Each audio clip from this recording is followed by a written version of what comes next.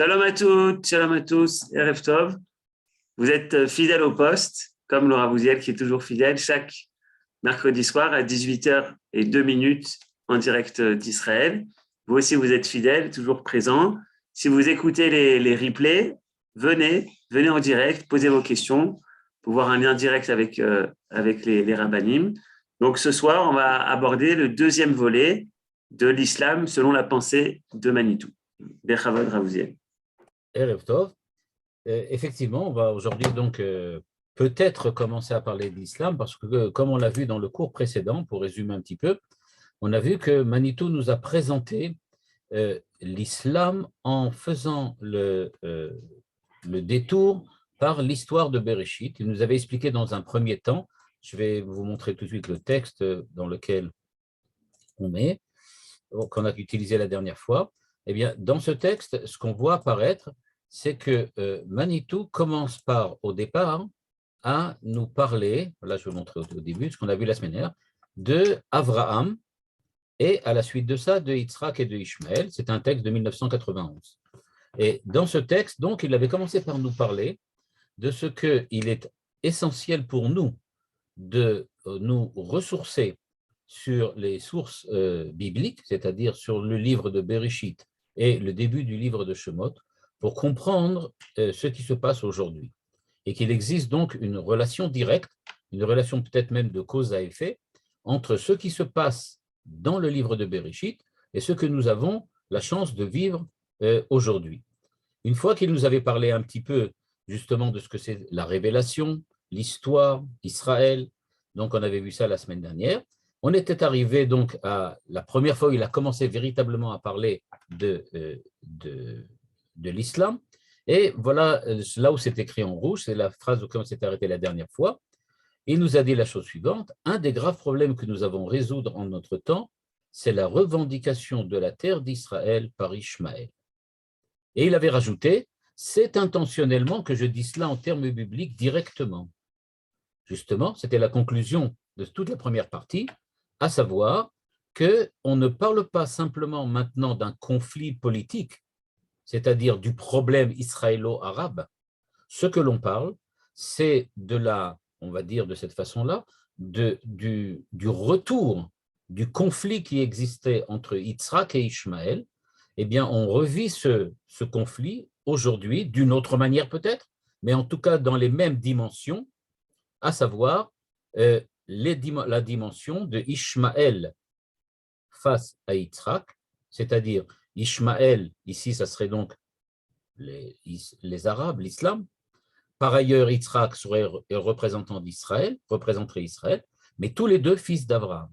C'est-à-dire qu'on ne peut pas déconnecter notre conflit avec les Arabes de l'aspect religieux du conflit, à savoir le fait que nous sommes tous des descendants d'Abraham. Maintenant, ce que va faire Manitou, c'est qu'il va nous montrer qu'en fait, la revendication de la terre d'Israël par Ishmaël, ce qu'il écrit ici à la ligne 8, c'est quelque chose qui ne date pas d'aujourd'hui, pardon, mais c'est quelque chose qui a toujours été. Et déjà à l'époque, le problème n'était pas un problème théologique, mais un problème territorial, politique, géopolitique. Ça va être l'idée de base de Manitou dans tous les textes dans lesquels il va parler de Ishmaël, c'est-à-dire de l'islam. Il va toujours se référer à l'aspect géopolitique et très rarement à l'aspect théologique. Alors que quand on a vu longuement sur le monde chrétien, on voit que le conflit qu'on a avec le monde chrétien jusqu'à aujourd'hui, puisqu'on avait vu que même dans les positions de théologiens chrétiens d'aujourd'hui qui sont avancés par rapport à ce qu'il y avait il y a peut-être 50, 60 ans, il y a quand même et toujours des différends très profonds avec la pensée d'Israël. Là, par contre, nous dit Manitou, le véritable problème est un problème politique. Et donc, il faut remonter jusqu'aux sources de ce conflit, à savoir qu'est-ce qui s'est passé avec Ishmaël et Yitzhak, pour comprendre pourquoi aujourd'hui, on ne fait en fait que raviver ce qui a toujours été existant. Le premier volet, donc, c'est qu'est-ce que c'est que la terre d'Israël? Alors là, évidemment, pour nous, c'est évident. Qu'est-ce que c'est que la terre d'Israël? C'est là où on est pour la plupart d'entre nous. Mais qu'est-ce que cela veut dire?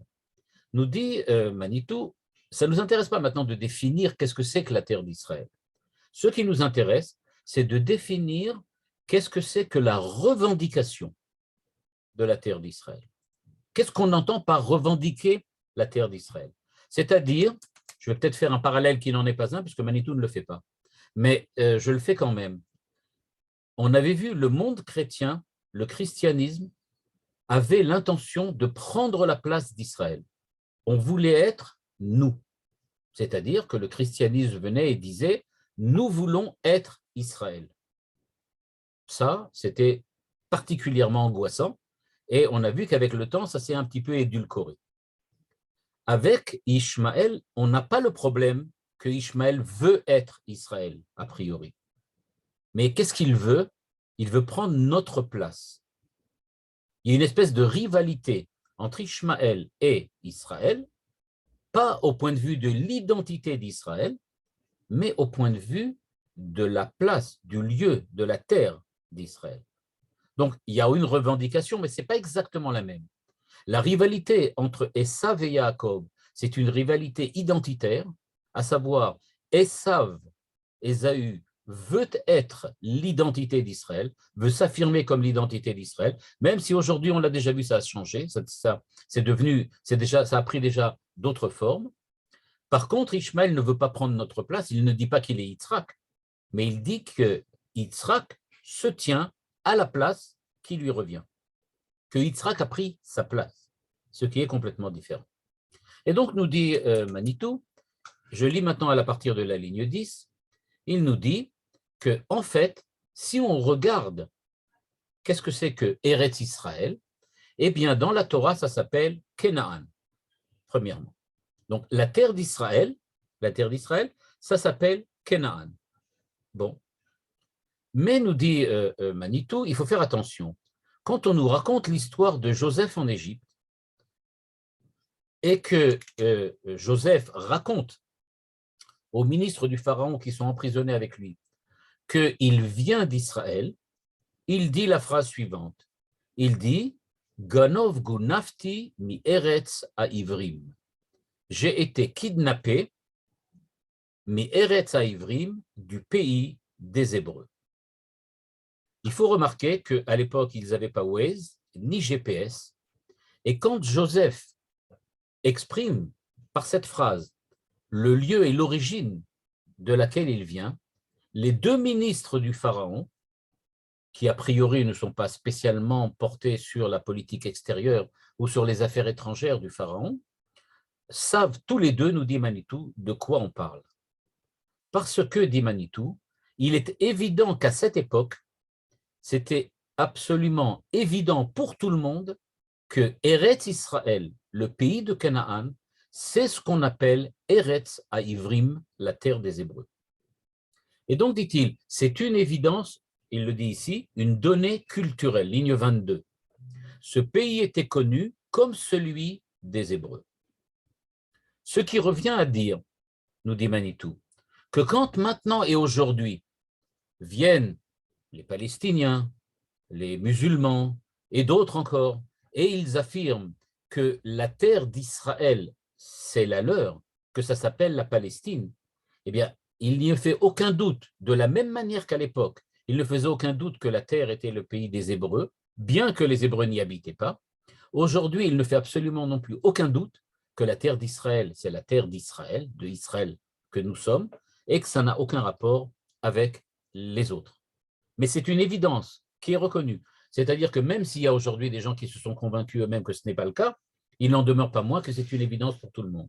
La meilleure preuve dit Manitou, ligne 23, il dit « Le pays, c'était la Palestine, qui était le nom donné par les Romains à la Judée, Judée venant évidemment de Yehuda, c'est-à-dire des Juifs, Yehudi. » Donc tout le monde sait que c'est le pays, la terre des Hébreux, la terre de Juda.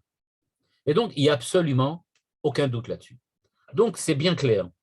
On parle donc de quelque chose de la manière suivante. Nous sommes dans une époque dans laquelle, et maintenant vous allez voir que le parallèle avec l'histoire de Yitzhak et de Ishmaël est absolument évident. nous sommes à une époque, et je parle pour les deux époques à la fois, aussi bien aujourd'hui qu'à l'époque d'Ishmaël et Yitzhak. On est à une époque dans laquelle tout le monde sait que la terre de Canaan est la terre des Ivrim, c'est-à-dire la terre des Hébreux. Ça fait absolument aucun doute là-dessus. Maintenant, pas toujours les Hébreux vivaient sur cette terre.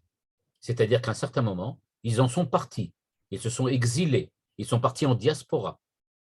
C'est le paragraphe suivant, va nous montrer Manitou qu'à l'époque, en fait, à l'époque d'Abraham, Abraham était de retour de Babel, de la diaspora de Babel, et ce retour de la diaspora de Babel, c'est précisément ce qui se passe aujourd'hui quand nous sommes de retour de la diaspora, je ne sais pas moi, de Rome, puisqu'on va l'appeler comme ça, hein, de l'époque romaine quand le second temple a été détruit. Et donc, dit Manitou, quand on regarde bien, eh bien, on se retrouve dans une situation plus ou moins analogue. On est bien parti de la terre, et c'est évident pour tout le monde, y compris ceux qui disent que ce n'est pas le cas, pour eux aussi, en fait, c'est évident que la terre, c'est la terre d'Israël, même si on n'y est pas. Et donc, nous dit Manitou, il faut donc comprendre que la revendication de la terre d'Israël vient sur l'arrière-plan de ce qu'on appelle la diaspora d'Israël. Israël est parti en diaspora et aujourd'hui il revient sur sa terre. À l'époque de, comment on appelle ça, de Abraham, eh bien, il y avait exactement la même situation, à savoir que Abraham représentait ceux des enfants d'Israël, enfin, à l'époque ce n'était pas Israël, mais ceux des Hébreux qui revenaient sur leur terre après la diaspora babylonienne.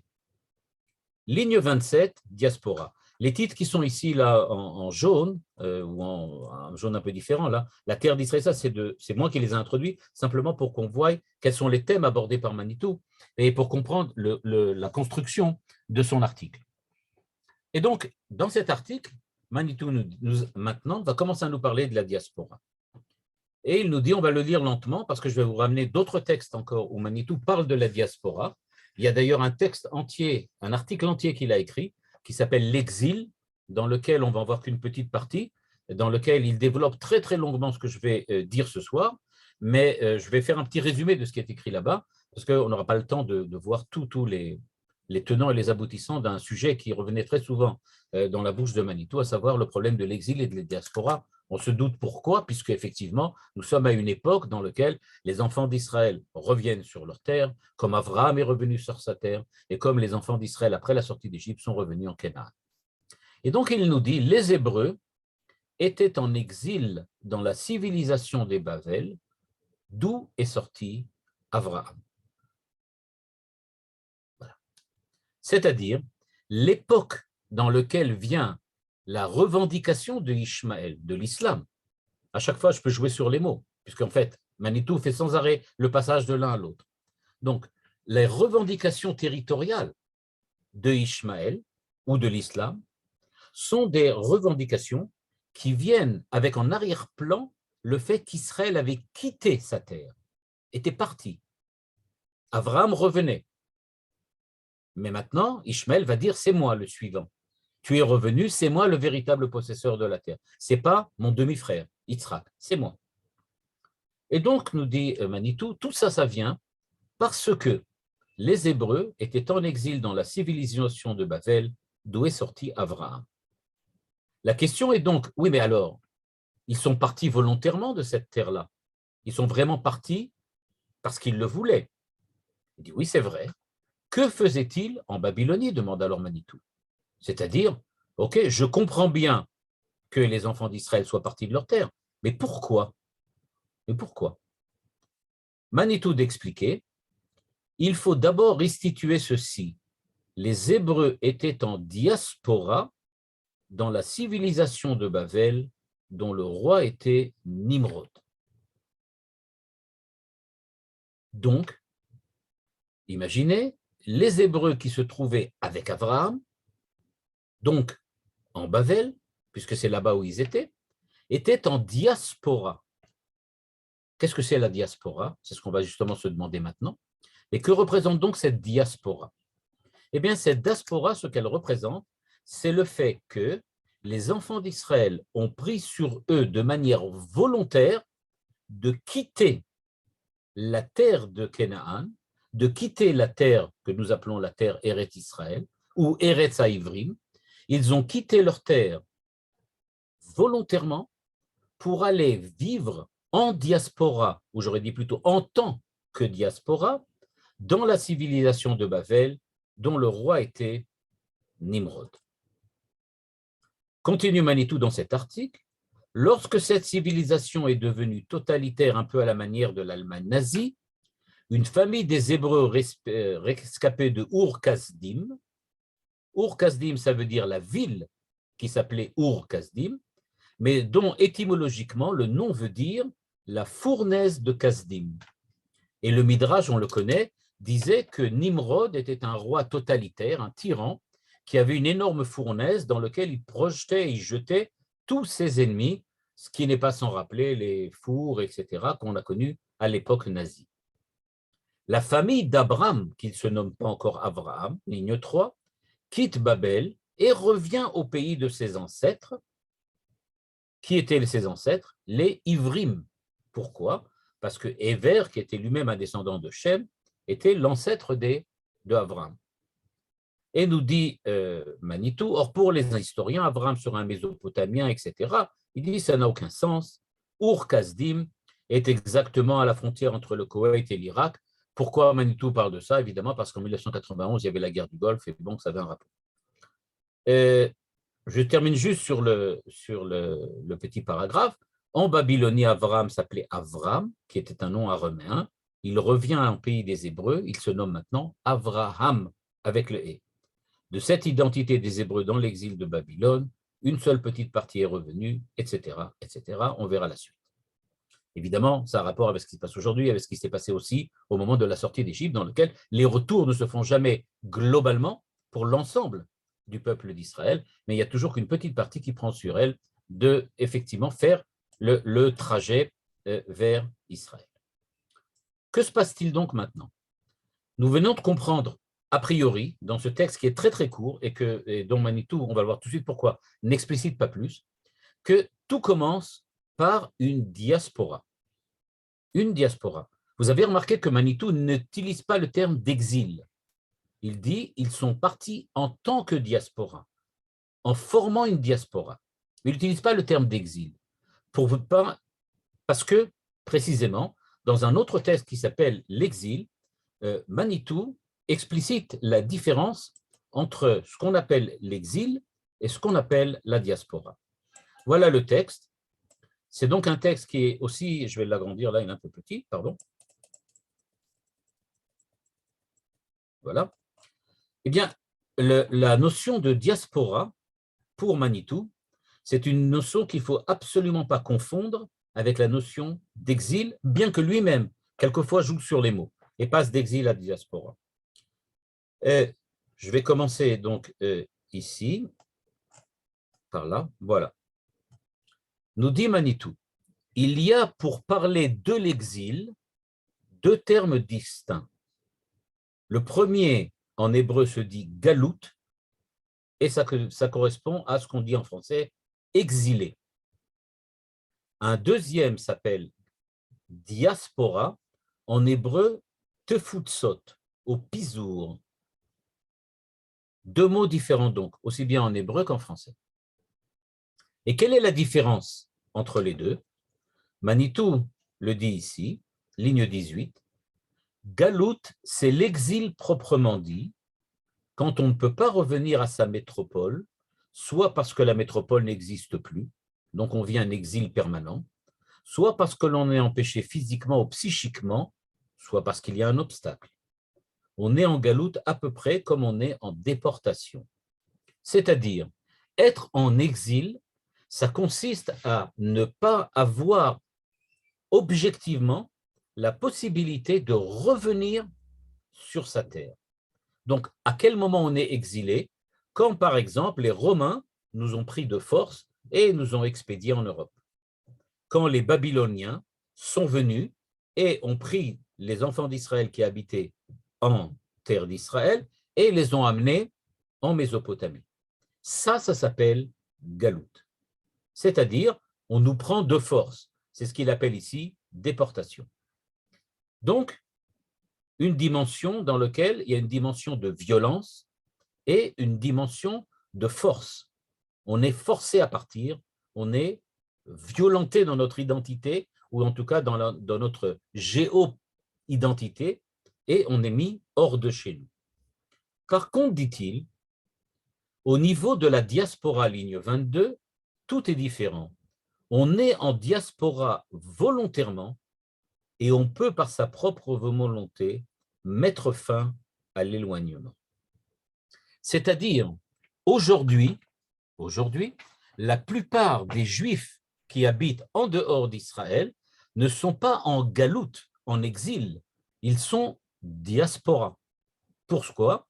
Ils sont la diaspora d'Israël dans ce sens qu'ils ont la possibilité physiquement de revenir. Peut-être n'ont-ils pas la possibilité psychique de revenir, pour toutes sortes de raisons. Mais a priori, en tout cas, ils sont plus proches de la diaspora dans ce sens, d'après la définition de Manitou, dans ce sens qu'il n'y a rien qui les force à rester là où ils sont. Ce qui ne veut pas dire qu'au niveau singulier et particulier, il n'y a pas effectivement des gens qui soient en exil.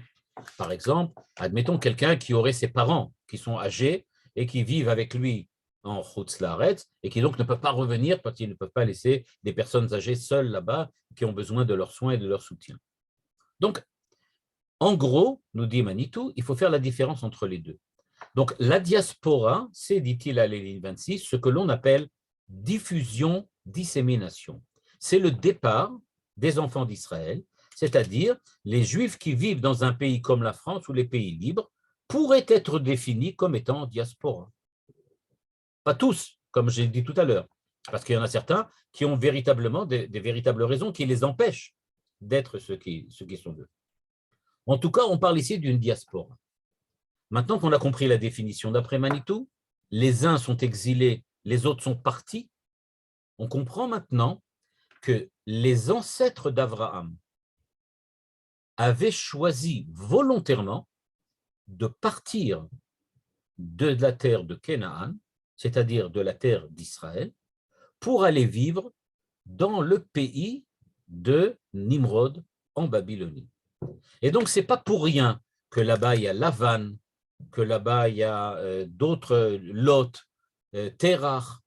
Tous ces personnages sont des personnages qui sont donc araméens, parce qu'ils vivent là-bas, mais ils sont en diaspora, nous dit Manitou. C'est-à-dire qu'ils ont décidé de partir, et ils ont quitté la terre de manière volontaire, mais évidemment, ils en sont les propriétaires, c'est à eux, c'est leur terre, c'est la terre de leur identité. L'identité hébraïque se réalise sur la terre d'Israël. Mais ils ont décidé, pour des raisons qu'on va devoir maintenant expliciter et découvrir, ils ont décidé de prendre comme tournant historique la direction de Babel. Et donc, il va falloir comprendre, que se passe-t-il vraiment alors? Pourquoi, comme nous a dit Manitou tout à l'heure, quelles raisons les a poussés à aller vers la terre de Nimrod? La réponse est apportée ici. Dans le livre 10 du livre de la Genèse, c'est-à-dire la tour de Babel, précisément, on nous raconte la dispersion de l'humanité et la façon l'humanité et la façon très claire qui est la situation des goïms que d'être en diaspora après ce qui va échouer à la tour de Babel. C'est-à-dire, on a l'habitude, je ne citerai pas de nom, tout le monde les connaît, mais on a l'habitude, notamment chez les intellectuels juifs français, ou francophones d'ailleurs, de définir très souvent Israël comme le pays, comme le peuple qui est en galoute permanente. Nous serions le juif errant, c'est-à-dire celui pour lequel l'identité, j'aurais dit un petit peu, entre parenthèses, romantique, l'identité serait d'être toujours en mouvement. Alors c'est très attirant, c'est même poétique, romantique, parce que ça pourrait dire qu'effectivement, le juif, c'est celui qui se transforme, celui qui se déplace, celui qui ne se fige pas dans une espèce d'identité monolithique, celui qui est capable de se transformer, de s'adapter. etc., etc. Et donc, c'est quelque chose qui nous semble sympathique. On serait donc des juifs errants, c'est-à-dire ceux dont l'identité serait d'être tout le temps en mouvement. On ne veut pas être chez nous parce que nous avons décidé d'être partout ailleurs comme chez nous. On est chez nous partout. C'est ça l'identité juive. Et donc, il y en a beaucoup qui aiment ça. C'est une identité qui est intéressante, notamment, ça leur permet de rester aussi en France ou aux États-Unis, parce qu'ils disent qu'il n'y a pas de raison. Il y a toujours un pôle identitaire d'Israël qui est un pôle exilitique. Or, nous dit Manitou, c'est pas du tout ça. Mais alors, pas du tout. C'est au contraire, on va dire comme ça, le contraire que la Torah nous raconte. En effet, qu'est-ce que la Torah nous raconte? La Torah nous raconte qu'il y avait, à un certain moment de l'histoire, le roi Nimrod qui a décidé de fonder un espèce d'empire unique avec la population de l'époque. On va lire maintenant ce qui se passe. Je commence à la ligne 8, là où ce n'est pas souligné justement. Il dit, dès le premier verset, le texte affirme qu'il y avait vraiment de l'universel humain en ce temps-là, universel humain qui a été perdu et qui est devenu un rêve, nostalgie, qui travaille tous les hommes de bonne volonté à travers toutes les cultures, reconstruire l'universel humain. Qu'est-ce que ça veut dire? La Torah nous dit, Vaïi, à l'époque, Safa Achat Udvarim Achadim. On en avait déjà parlé dans un cours précédent. Qu'est-ce que veut dire, d'après Manitou, ce verset? Safa Achat Udvarim Achadim. Manitou, ligne 12, la Torah nous dit que cet universel humain a existé. Pourquoi? Parce que l'humanité tout entière parlait la même langue, mais que chaque famille humaine, chaque nation, avait son langage particulier. C'est-à-dire, en fait, l'humanité était une, absolument une, mais c'était une humanité qui préservait aussi les identités particulières de chacune des familles humaines, comme le dit Manitou ici. À savoir, on avait beau être différents, parce qu'on était peut-être d'Afrique et les autres d'Europe et les troisièmes de l'Asie, mais on avait beau être différents, il n'empêche que nous avions, du point de vue de notre identité, quelque chose en commun que l'on appelle ici l'universel dans le langage de Manitou, à savoir quelque chose qui est commun à tout le monde, qui rassemble tout le monde, qui fait que nous identifions comme étant en relation identitaire, c'est-à-dire identique ici, avec tout le monde, tout en étant différent par ailleurs sous la forme du folklore, du langage, de la langue ou de la géopolitique. C'est-à-dire on pouvait très bien habiter dans la région de la France, ou la région de l'Italie, ou la région d'Israël, et être universellement de la même identité, tout en exprimant cette identité à sa façon, à sa manière.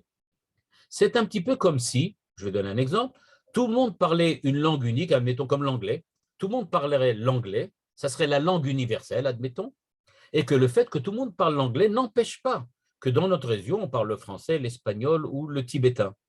Mais on a tous ce langage qui est un langage universel, c'est-à-dire une culture universelle, une croyance universelle, une philosophie universelle, etc. Et donc, dit Manitou, à l'époque,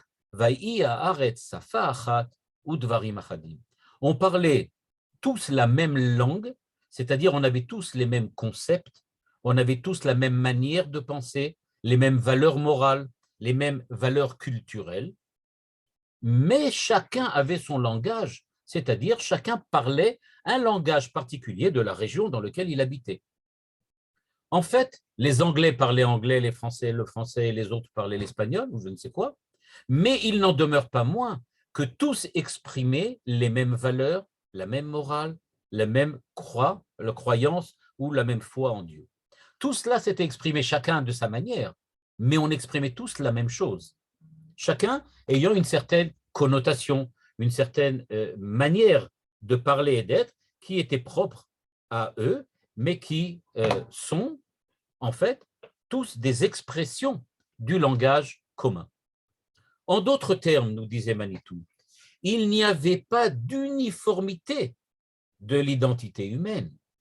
Ce n'est pas qu'il y avait que des hommes équivalents, c'est-à-dire un Français égale un Anglais égale un Espagnol. Ce n'est pas du tout ça dont on parle. Il ne s'agit pas de créer des robots, il ne s'agit pas de créer des clones. Ce n'est pas que l'humanité, en fait, n'était que le clone d'un seul être parfait, mettons Adam Arishon, et que nous étions tous des clones d'Adam Arishon. Ça, à la limite, c'est vrai quand Adam Arishon était tout seul. Mais à partir du moment où il y a eu des enfants, il y avait des identités différentes. Donc, dit Manitou, il n'y a pas d'uniformité de l'identité humaine. Il y avait des diversités de génies de chaque lignée, mais unité de langue dans l'humanité tout entière. Et donc, chacun avait son génie propre, c'est-à-dire sa manière d'exprimer cette universalité, mais il y avait une universalité sous-jacente, latente, en dessous ce génie, qui était un génie géopolitiquement défini par certaines frontières qui pouvaient être géographiques, culturelles ou linguistiques. Quoi qu'il en soit, nous dit Manitou, il n'y a pas de manière plus directe et plus fondamentale d'indiquer l'universel. Et donc, nous dit Manitou, à quel moment on découvre véritablement un exil ou une diaspora? À quel moment? Sûrement pas à cette époque-là. À cette époque-là, puisque l'humanité entière était universellement unie par ce langage, c'est-à-dire par cette culture qui était la culture, comme le dit la Gemara, ou le Midrash, pardon, comme le dit la Gemara ou le Midrash, la culture de la Torah, Safa Achat, on disait, c'était la Shona Kodesh, c'est-à-dire le langage de l'expression de ce qui est saint, et on verra tout à l'heure de quoi il s'agit. Et donc ce Lashon HaKodesh qui faisait l'uniformité du langage ne faisait certainement pas l'uniformité de l'identité humaine. Pour exprimer la Kedusha, pour exprimer le Kodesh, chacun avait sa manière, mais tous exprimaient le Kodesh. Le Lashon HaKodesh, c'était le langage exprimé par chacune des langues de chacune des régions ou de chacun des peuples. Or, nous dit Manitou, ce qui s'est produit, c'est que ce temps de l'universel, le d'ici à la ligne 20, a échoué. Pourquoi? L'éclatement de la tour de la Babel et ce qui en a résulté, à savoir la diaspora des nations. À savoir, qu'a désiré faire Nimrod? On va le voir tout à l'heure. Nimrod a essayé d'imposer sa manière d'être spécifique, son langage particulier, on va dire comme ça, son expression, son explicitation, ce qu'il était, la façon d'être de l'universel, il a voulu l'imposer à tous les autres peuples sous prétexte que c'était universel. En gros, qu'est-ce que Nimrod a dit? Nimrod a dit la chose suivante pour simplifier. Puisque tout le monde a la même culture, pourquoi chacun parle un langage différent? À partir de dorénavant, tout le monde parlera l'assyrien, le babylonien. Un point, c'est tout. Tout le monde sera affilié à un seul roi, à un seul maître. On appelait ça à un moment Ein Reich, Ein Führer, et on a décidé de s'appeler Nimrod.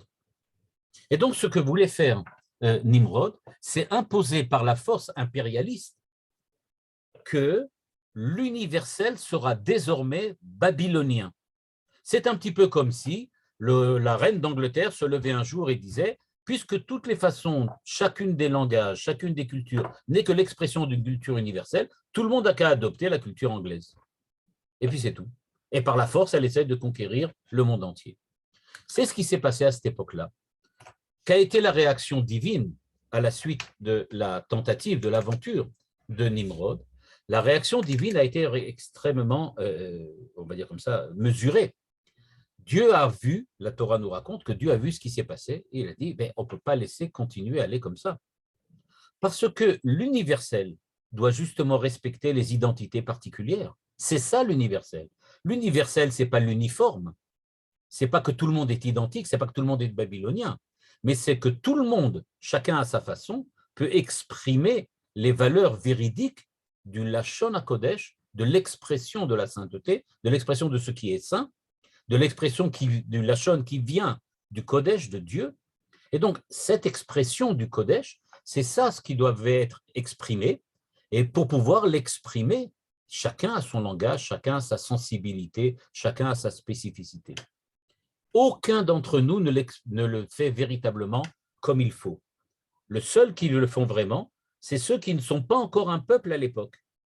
Parce que, remarquez-le, Israël n'existait pas à l'époque. On en avait parlé. Israël n'existe pas à l'époque de Nimrod. À l'époque de Nimrod, il n'y a pas de peuple d'Israël. Il y a par contre des Hébreux. Les Hébreux, ce n'est pas un peuple parmi les peuples. Parce que la réaction de Dieu a été de dire, puisque c'est comme ça, on va enlever le langage universel. C'est-à-dire, on va faire maintenant qu'à partir de maintenant, les hommes ne puissent plus se comprendre, c'est-à-dire que le sous-jacent sanctifié qui existait en dessous de chacun des langages va devenir maintenant obscur aux hommes. Les hommes de l'époque ont perdu le sens du Kodesh, le sens du Lachon HaKodesh. Ils ne comprenaient plus les concepts, l'expression, la culture, les valeurs de ce qui était Kodesh, ce qui était saint, ce qui venait du Kodesh, de Dieu, de la sagesse de Dieu. Et donc, ce qui venait de la sagesse de Dieu est devenu obscur. Et puisque ce n'est comme ça, eh bien, les hommes se sont retrouvés dans une situation dans laquelle ils avaient leur langage, ça, ce n'était pas différent, mais ils ont perdu l'universalité qui faisait justement leur union et leur unité avant l'aventure de Babel. C'est ça ce qu'a fait l'éclatement de la tour de Babel. Et Manitou de dire, dans ce texte qui est aussi un texte qui est compilé dans la parole et l'écrit numéro 1, et qui s'appelle L'Exil, à la page 271 pour ceux qui ont le livre, eh bien, dans ce texte, Manitou dit, c'est l'éclatement de la tour de Babel. L'éclatement, ce n'est pas que les peuples sont partis de Babel et puis ils ont chacun été chercher une terre d'accueil, mais les peuples étaient déjà chacun dans son endroit, à son pays. Ce qui s'est passé, c'est que les peuples qui vivaient chacun dans leur pays ont brusquement, à la suite de l'intervention divine, perdu le sens de la communication, le sens de l'altérité qu'ils avaient jusqu'à présent. Ils ne se sentaient plus liés, reliés avec leur autrui, avec ceux qui étaient à côté d'eux. Et c'est pour ça qu'on a parlé de diaspora des nations. Pas d'exil. Ils n'ont pas été éjectés hors de chez eux. Ils se sont trouvés en diaspora. Mais diaspora de quoi? Diaspora de l'universel. Et c'est cela que l'humanité recherche depuis l'époque. La plus grande faute de l'humanité, aux yeux de Manitou, à partir de cette époque-là, ce n'est pas la faute d'Adam Arishon ou le meurtre de Hevel par Caïn. Ça, c'est déjà de l'histoire ancienne qu'on n'a toujours pas résolue, soit dit en passant. Mais ce qui est maintenant à résoudre, c'est un nouveau problème. Le problème de l'universel humain qui a complètement disparu.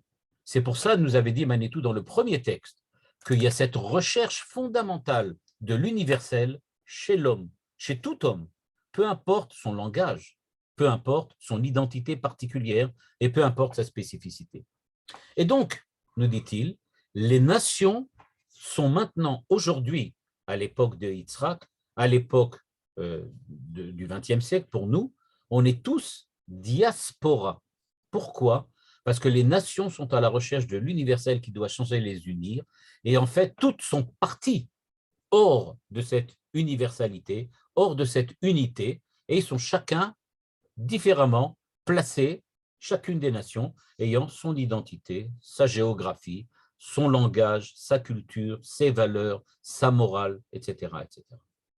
Et donc, nous dit Manitou, en fait, quand on vient et qu'on dit en Chutz La'aretz, des gens bien pensants, et qu'on dit la nature, l'essence même d'Israël, c'est d'être un exilé permanent, là-dessus, Manitou répond, ah non, pas du tout, c'est le contraire. Ce sont les nations qui sont des exilés permanents. C'est eux qui sont en diaspora permanente. Selon la vision biblique des Manitou à la ligne 23, toutes les nations du monde sont en diaspora de quoi? De l'unité humaine primitive perdue qu'il faut récupérer. C'est-à-dire que les véritables exilés de l'histoire, ce n'est pas Israël.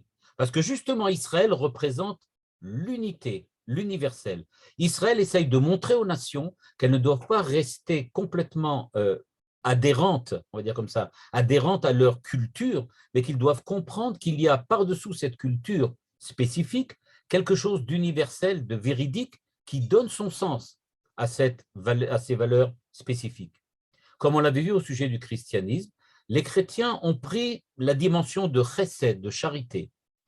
Eh bien, il faut essayer de leur expliquer que la charité chrétienne, ce n'est pas une ineptie, ce n'est pas illégitime, mais ça doit avoir sa place, et la place qui lui revient à l'intérieur de l'unité, à l'intérieur de l'universel, qui est la liaison, on va dire comme ça, l'unification de la charité avec la rigueur, du chesed avec le din.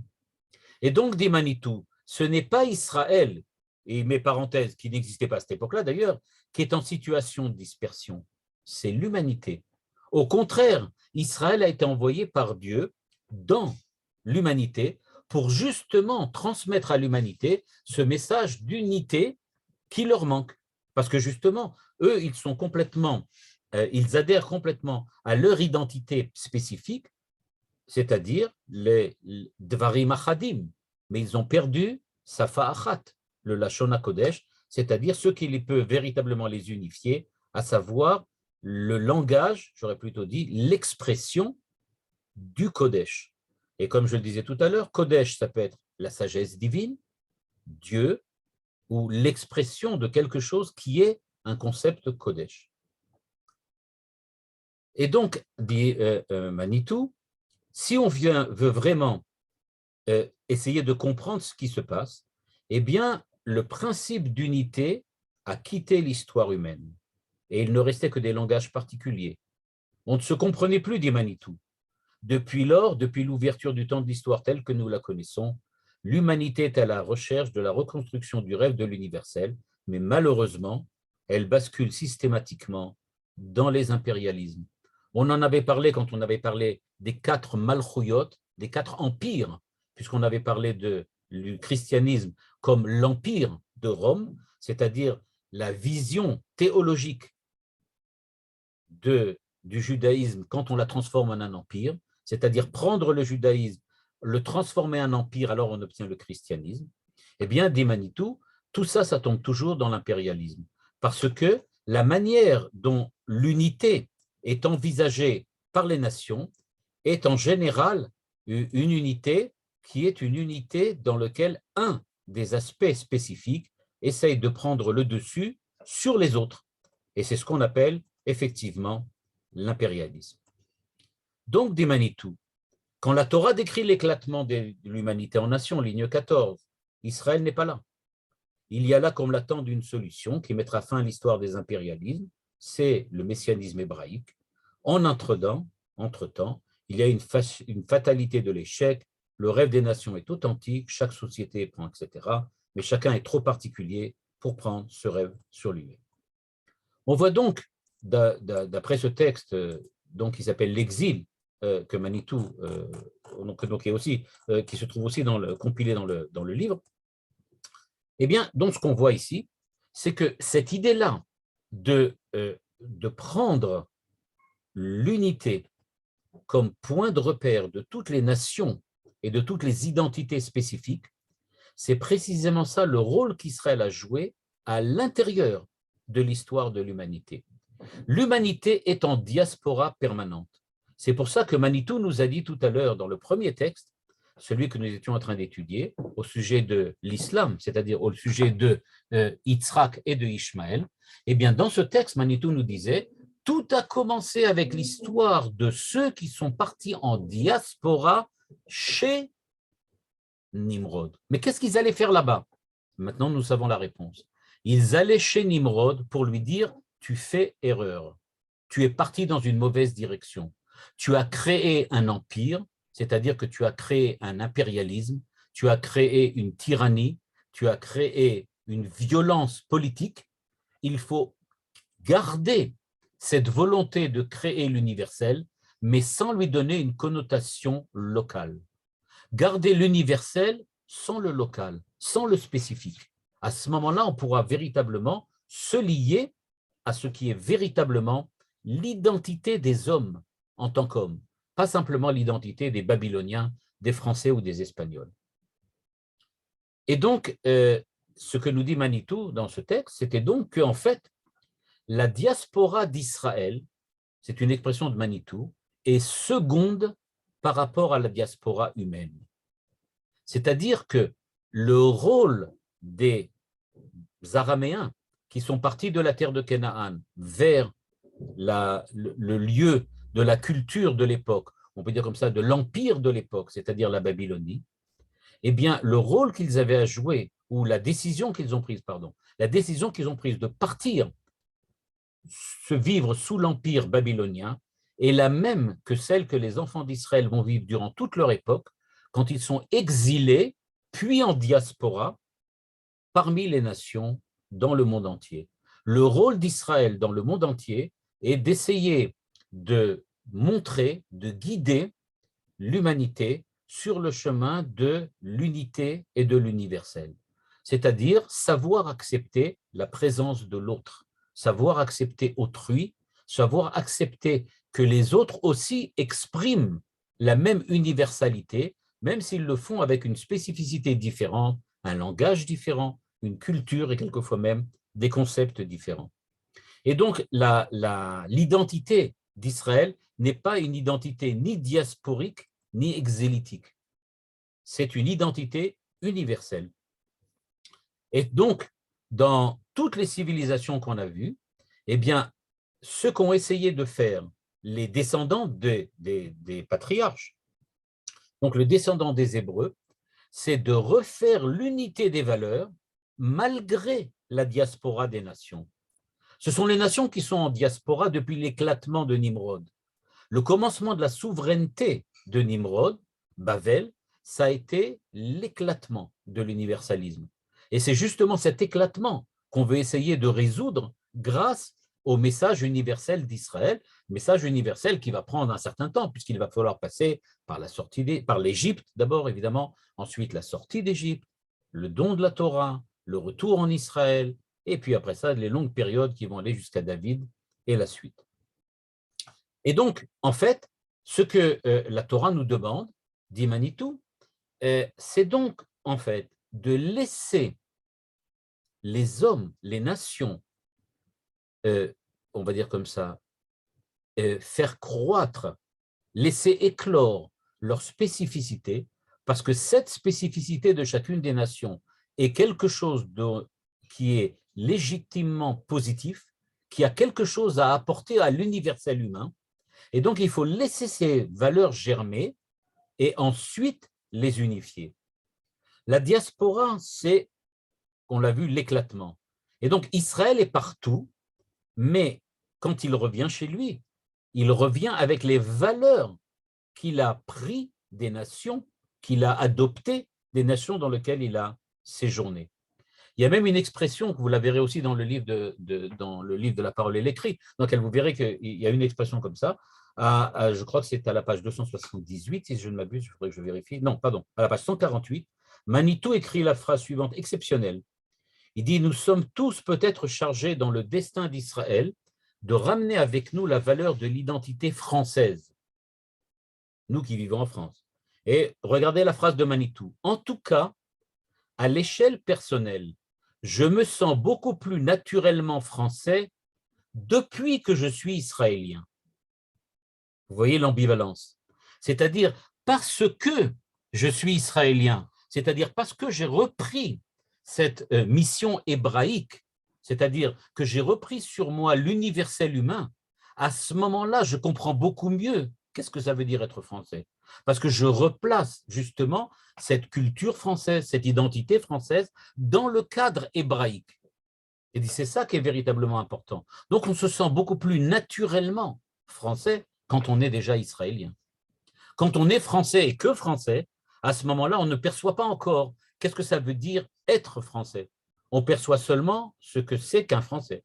Mais être français, c'est quand on a déjà le background de l'universel, le background de la culture universelle. Et à ce moment-là, on peut véritablement, en étant hébreu, revenir à l'identité française sous un angle beaucoup plus, on va dire de cette manière-là, beaucoup plus probant. En fait, ce qu'il faut comprendre, pour revenir maintenant au texte de Manitou sur lequel on avait commencé, pour revenir à ce texte, eh bien, ce que veut dire Manitou, dans cette petite phrase qu'on a vue tout à l'heure, je reviens ici, eh bien, il nous disait la chose suivante. Il nous disait, si vous observez bien ce qui se passe, il y avait une donnée culturelle, tout le monde savait ce que c'était Israël. Les Hébreux étaient en diaspora dans la civilisation de Babel parce qu'ils allaient là-bas faire découvrir aux Babyloniens, à ceux qui parlaient le langage babylonien, qu'on peut s'exprimer par le langage babylonien tout en disant et en acceptant d'exprimer le Lachon HaKodesh. Manitou, dans un troisième texte, que je n'ai pas ramené ici, donc j'ai juste ramené ici quelques notes, dit la chose suivante. Quand on parle de Lachon HaKodesh, il nous dit qu'il y a 3 niveaux importants, c'est la petite note que vous voyez là devant vous.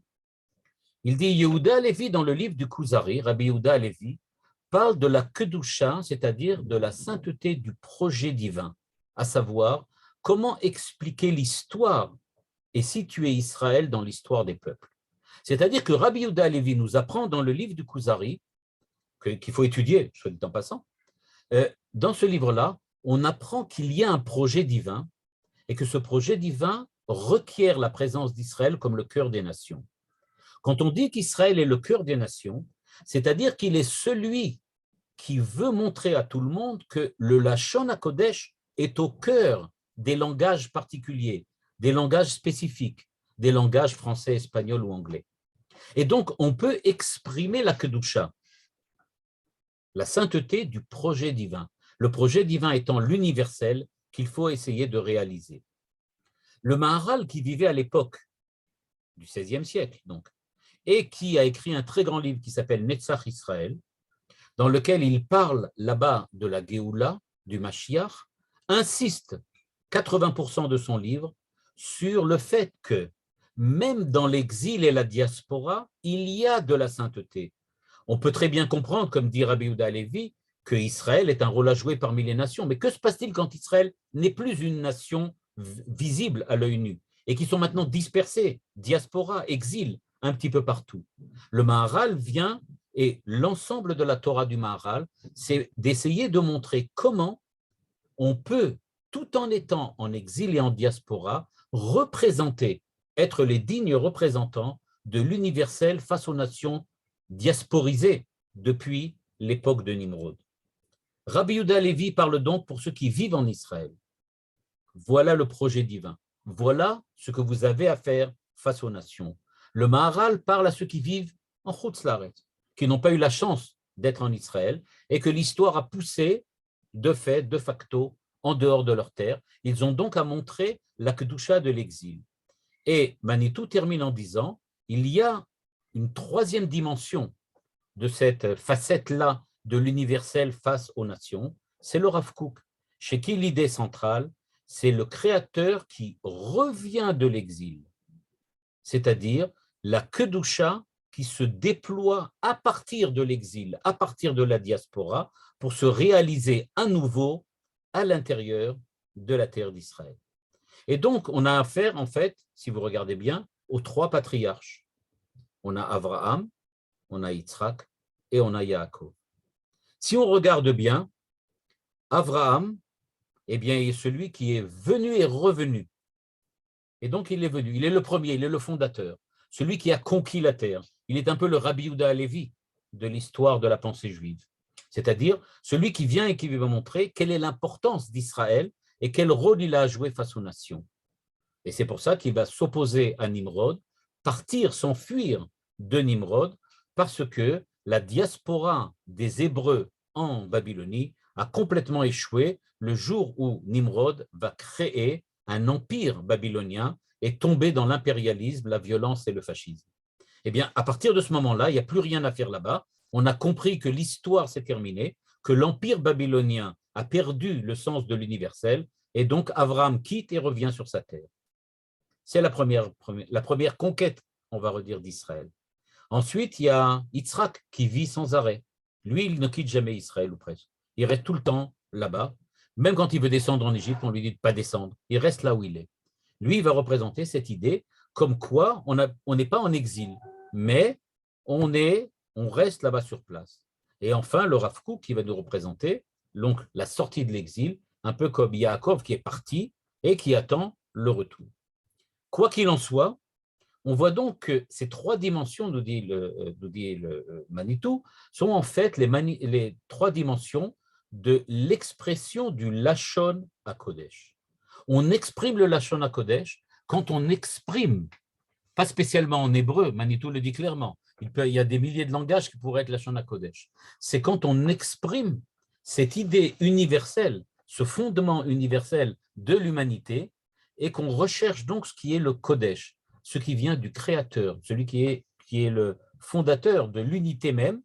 Et comme le dit ici Manitou, il dit « Israël porte l'espérance et l'exigence de la délivrance de cet exil de la sainteté ». C'est un texte qui s'appelle la notion de sainteté chez le Rav Kook. Et donc, dans ce texte, Manitou insiste bien sur le fait qu'il faut, la sainteté est en exil.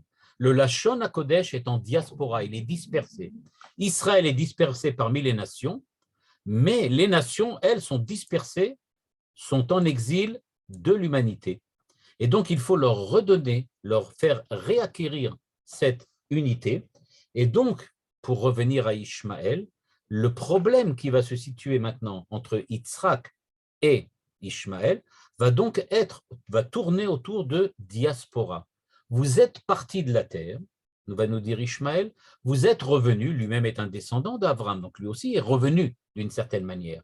Mais il va dire, celui qui est le digne représentant de cette unité, c'est moi. Et donc, en tant que tel, j'ai le mérite, le devoir de rester sur cette terre et de ne pas partir en diaspora. Tout va se jouer sur qui doit être en diaspora et qui pas. Et Ishmaël, on va le voir par la suite, va affirmer que son identité est l'identité de ceux qui sont sur la terre d'Israël, ceux qui ne sont pas en diaspora. Et donc, on verra la semaine prochaine, par la suite, ce que véritablement représente Abraham qui va quitter le nom Avram pour revenir sur la terre. Et à partir de ce moment-là, on pourra comprendre donc ce qui s'est véritablement passé à l'époque et quel est le rôle particulier que va jouer Ishmaël et quel est on peut dire comme ça, ce qu'il va nous permettre de devenir grâce à la rivalité qu'il va entamer avec Yitzhak à l'époque d'Abraham. Donc la semaine prochaine, on va donc voir, en fin de compte, qu'est-ce que c'est qu'Ishmaël, et de là, on pourra arriver à comprendre ce qu'est l'islam. Voilà. Merci beaucoup. Toda Rabba Ravouziel, comme d'habitude, passionnant. J'ai envie de dire, encore une fois, on n'a pas vraiment beaucoup parlé de l'islam, mais c'était passionnant. Okay. On va vous permettre d'ouvrir les micros. Voilà. Hop. Voilà, vous pouvez, Ravouziel, vous pouvez rouvrir votre micro et Nelly, vous pouvez prendre la parole si vous avez une question. Oui, je voulais deux questions. Je n'ai pas très bien compris dans la mesure où le Maharal, il voulait parler de la sainteté dans l'exil. Pourquoi c'est Yitzhak qui, lui, quitte pas Israël? Ça m'a paru un peu… Et là, moi-même, je suis un peu emballé dans les trucs là. Je n'ai pas bien présenté ça, je vais peut-être essayer de faire ça de manière plus claire. Celui qui est parti, celui qui est resté en Israël, c'est Yitzhak. Celui qui a conquis Israël, c'est Abraham. Celui qui est parti en exil et qui va en revenir, c'est Yaakov. À partir de là, il faut revoir les trois trucs. Donc, celui qui parle de l'exil, c'est le Rav Kook. Donc, le Rav Kook est plutôt en rapport avec comment il s'appelle ? Avec Yaakov, a priori. A priori, il est plutôt en rapport avec Yaakov. Si maintenant on regarde Yitzhak est resté en Israël, ça serait plutôt, j'aurais dit comme ça, hein, plutôt, on pourrait appeler comme ça serait plutôt le Kuzari qui nous parle de la valeur d'Israël en tant que tel. Et maintenant, si on veut regarder Abraham, c'est-à-dire la valeur de l'exil, quand on veut revenir vers sa terre, c'est plutôt le Maharal. Donc le Maharal, ça serait plutôt Abraham, Rabbi Yehuda Levi, ça serait plutôt Yitzhak, et le Rav Kook, ça serait plutôt Yaakov. de ce point de vue-là. Mais encore une fois, hein, c'est moi qui fais le parallèle, le Manitou ne le dit pas. J'avais une deuxième question, c'était par rapport à ce que vous avez dit, la punition qui était celle de la dispersion, pourquoi Dieu a fait cette chose, c'est retardé la Géoula, je sais pas, c'est difficile à comprendre quel est le… C'est la solution pour pouvoir de permettre, d'une part, garder l'unité, l'universel, c'est-à-dire garder que chacun des hommes, à partir de maintenant, que chacune des nations, que l'humanité tout entière ait une tension qui la ramène vers l'universel, tout en gardant la spécificité de chacun. Parce que l'universel d'Israël, c'est justement celui qui garde à la fois l'aspect commun, la Shona Kodesh, c'est-à-dire la relation avec le Créateur, qui est la même chez tout le monde, et d'un autre côté, la spécificité ou la particularité dont chacun fait preuve pour exprimer à la fois ce désir et la réalisation du désir, ou les chemins de la réalisation de ce désir, chacun dans sa culture et ses aspects géopolitiques ou culturels. Je peux poser une question? Bevakasha. Oui. Maintenant que la majorité du peuple juif se trouve en Israël et qu'il y a la diaspora, maintenant, quels sont nos rôles par rapport à l'universalisme maintenant, à l'universel? Qui est le mieux placé? Enfin, le mieux placé, c'est pas le mieux placé, c'est ce que Manitou a dit tout à l'heure. Je me comprends beaucoup mieux en tant que Français depuis que je suis israélien. C'est-à-dire que nous sommes mieux adaptés pour parler avec la diaspora, pour parler avec les nations que les Juifs de la diaspora. Oui, alors à ce c'est à nous moment-là, maintenant de le faire. Est interpellée par les nations. La diaspora, comment les nations comprennent la diaspora? Puisque maintenant, la diaspora, de parler de la diaspora d'Israël? D'Israël, oui. Je vais vous raconter une histoire vraie, puisque c'est moi qui l'ai vécue. Quand j'étais en France, dans l'école d'ingénieur, et que j'ai terminé là-bas tous les examens, et après avoir terminé les examens, qui est le dernier examen par oral, le directeur de l'école de l'époque, donc là-bas où j'étais dans l'école SUPMECA, l'école supérieure de mécanique, après avoir terminé, m'a demandé quand est-ce que vous y allez. Et je n'ai pas compris de quoi il me parlait. Je lui ai dit, de quoi vous parlez? Il m'a dit, en Israël. Et je lui ai dit, pourquoi vous pensez qu'il faut que j'aille en Israël? Il m'a dit, vous êtes religieux, vous n'avez rien à faire ici. Vous pouvez être que là-bas. Je dis, c'est quand même marrant que ça soit un type que je crois qui était protestant, je pense, qui comprenait mieux ce qu'il fallait faire que certains juifs que je voyais, moi, au Beth Knesset toutes les semaines. C'est-à-dire que pour eux, c'est évident que l'identité d'Israël, c'est-à-dire ceux qui doivent être les guides et les pivots de l'universel, soient précisément ceux qui vivent en Israël. Ce que Manitou a dit. Je comprends maintenant ce que ça veut dire être français depuis que je suis israélien, c'est-à-dire depuis que j'ai précisément un point d'appui en Israël, en tant qu'hébreu. À ce moment-là, je comprends maintenant ce que ça veut dire être français. Parce que j'ai ramené de France la culture, la manière de voir, on peut dire comme ça, la vision particulière qui est celui d'un Français. Mais maintenant, cette vision-là, je la comprends de l'intérieur par le fait que je suis devenu hébreu. Et Rav Uziel,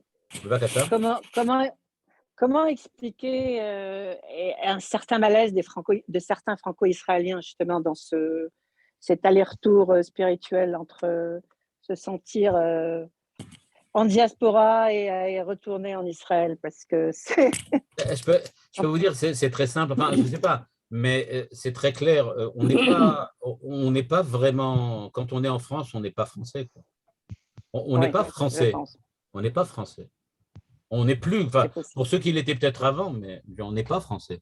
On n'est pas français. Le fait qu'on ait adopté la culture, le langage, etc., ça vient simplement indiquer qu'on a une certaine, qu'on s'est frotté à la culture française suffisamment pour en comprendre peut-être certains éléments et pour certaines subtilités, mais il n'en demeure pas moins que maintenant, en Israël, il faut les voir d'une autre manière. C'est plus pareil. Ce n'est pas une culture à adopter. Sauf Éric Zemmour, peut-être. Comment? Félicia, je crois qu'elle a une question. Moi, il me semble que Éric Zemmour Encore une fois, je dis, il faut que j'en parle avec beaucoup de kavod parce qu'il était dans la classe à l'école Lucien Duyruch avec mon frère. Donc, je parlais avec le kavod qui lui revient. Mais Éric Zemmour représente exactement le contraire de ce que Manitou demande à un juif d'être. Exactement le contraire. C'est quelqu'un qui dit au contraire, je suis français avant d'être toute autre chose. Et alors là, Manitou pourrait dire en rigolant, tu n'as aucune chance. Tu peux toujours essayer. Jamais, aux yeux des Français, tu seras comme ça. Jamais. De ta vie entière, personne ne te considérera comme ça. Je crois qu'il y a Félicia qui avait une question. Et je voulais juste dire un petit mot que j'ai ressenti quand on m'a dit en Pologne, les Juifs en Palestine, ça veut dire qu'ils avaient raison. De certains points de vue, oui, c'est tout à fait vrai. Ils ont tout à fait compris que c'est comme ça, que c'était comme ça que ça devait être. Le problème, c'est que ce n'était pas seulement ça ce qu'ils voulaient dire aussi. Il y avait aussi d'autres choses. Il y avait le côté, malheureusement, il y avait autre chose. Non, Mais la plupart du temps, beaucoup. ils ne disaient pas ça, ils ne disaient pas les Juifs en Palestine, parce qu'à l'époque, ça n'existait pas. Mais... Je l'ai vécu en tout cas là-bas. Aujourd'hui, ce qui est très intéressant, j'ai vu une émission qui était, enfin, j'ai vu sur YouTube, une émission qui était exceptionnelle. J'avais le grand rabbin Korshia qui était invité chez Thierry Ardisson.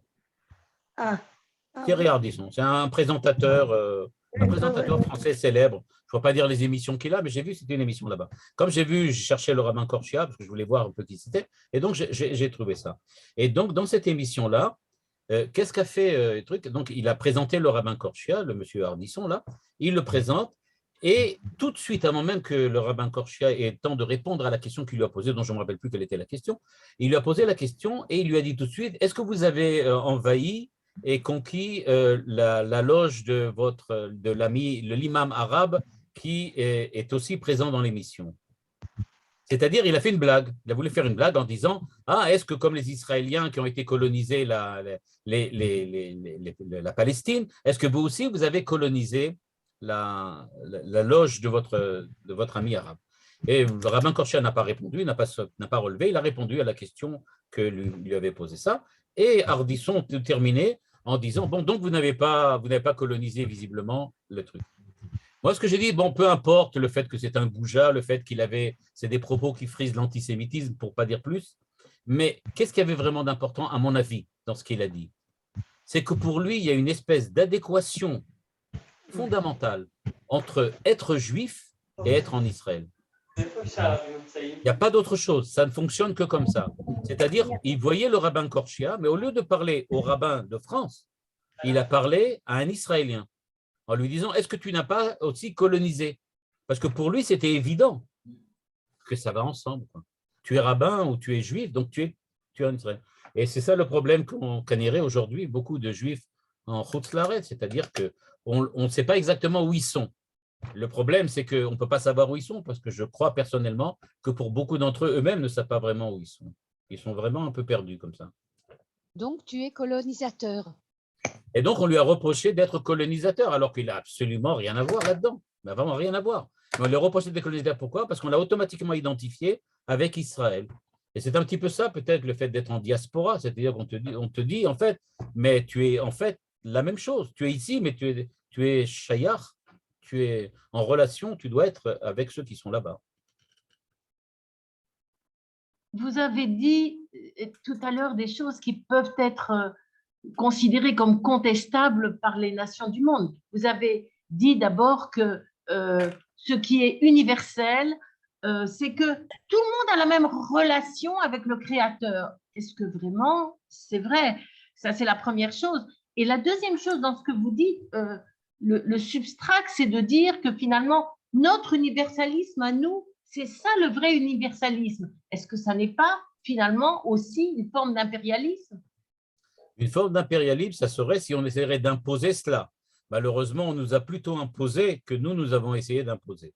C'est-à-dire que quelqu'un qui aurait aujourd'hui l'intention de créer l'empire d'Israël qui viendrait conquérir le monde entier et trucider tous ceux qui s'opposent et imposer, etc., retomberait dans les mêmes travers que les empires impérialistes, d'après Manitou, que tous les autres empires, que Rome, Babel, etc.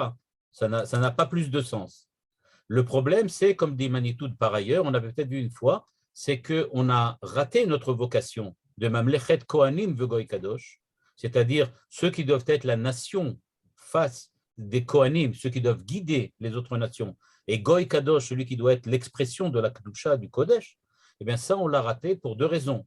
Parce que nous ne savons pas le faire, nous n'avons pas su le faire, et c'est pour ça qu'on est parti en exil, en diaspora, pour apprendre comment le faire, c'est-à-dire comment apprendre à parler aux nations.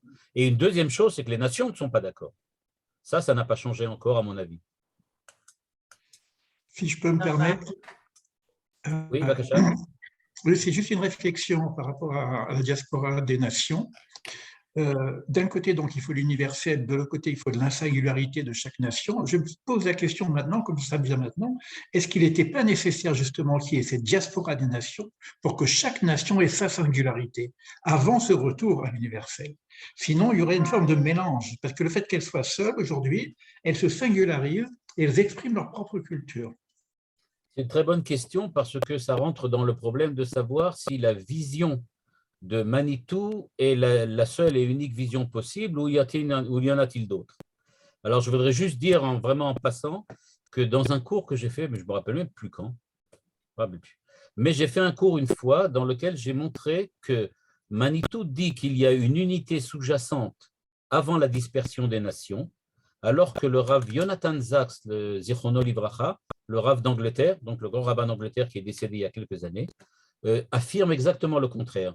Lui pense au contraire que, comme vous dites, il n'y a pas eu d'unité avant, mais il amène des preuves, enfin il amène surtout des sources, à la fois des commentaires et des midrashim, qui disent qu'en fait, les singularités, les spécificités se sont créées à partir de la dispersion de la tour de Babel, et que c'est maintenant un rôle particulier d'avoir à montrer que malgré cette perte, on peut dire comme ça, ou cette dispersion, il y a une possibilité, malgré les valeurs dispersées, de revenir à l'unité des valeurs. Et donc, le problème de savoir s'il y avait une unité sous-jacente ou pas, en fait, on peut le ramener comme ça, c'est les sources de Manitou face aux sources du Rav Sachs. Mais il y a une possibilité comme ça. Il y a une possibilité comme ça. Bon, je veux dire par là que ce ne serait donc pas une punition, une nécessité pratiquement. Si, de ce point de vue-là, c'est une nécessité. Et d'après Manitou, ce n'est pas une punition, mais c'est la conséquence, la seule possibilité pour véritablement recréer un universel. Puisque les hommes ont fait un impérialisme, il faut les laisser retrouver la valeur de chacun et apprendre à vivre avec l'autrui. Prenez par exemple le message de Lévinas. Toute la pensée et la doctrine de Lévinas, j'appelle doctrine, il ne l'aurait pas accepté, mais la pensée de Lévinas, toute la pensée de Lévinas qui est de se tourner vers autrui, c'est-à-dire avoir la capacité de faire passer autrui avant soi.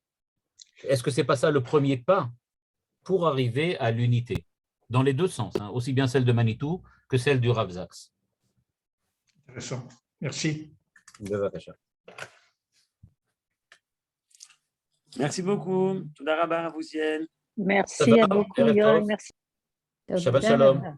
Toda rabba.